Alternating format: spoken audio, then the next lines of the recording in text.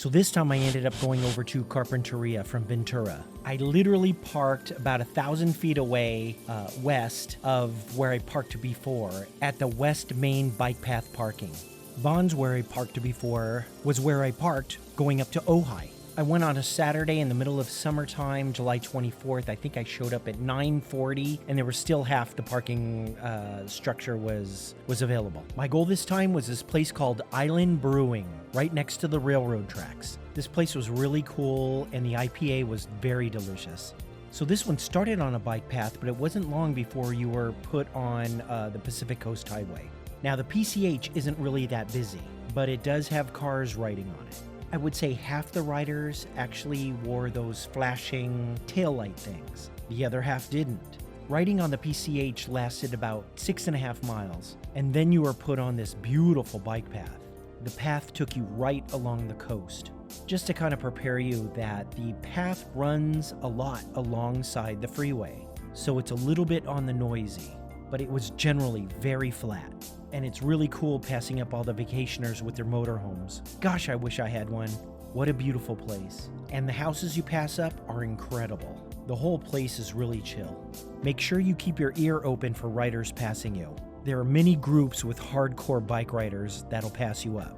Everyone is very polite, but they want to get there fast, so be aware.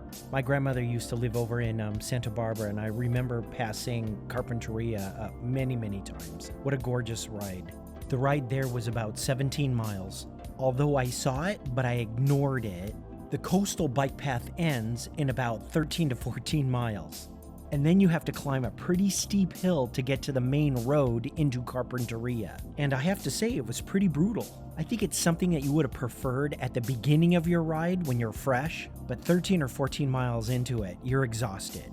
But once you reach the top, it's smooth sailing all the way into town. Unfortunately, having the wind blow in your hair, you know that you're going to have to climb back up this thing on your way back. Of course, once you get back into town, you're on the streets again. I think the downhill goes for about 2 miles. So once you get into town, you want to turn left on Palm Street and then right on 6th Street. You turn left on Maple where there's this big industrial complex. Follow it to the back where the railroad tracks are. And then there's Island Brewing Company. You're going to love it. It's clean and it's very big. And it took me 2 hours to get there. I know the pros are laughing at me. I'm definitely the tortoise. Now, the thing with this place is that it's not a restaurant. They just have delicious beer. What they do have is a food truck. Of course, I'm sure the food is all delicious. Trust me, you don't want to eat a 3-pound burrito before you ride back. You'll be miserable, so just stick with the beer. The ride back started with that 2-mile incline.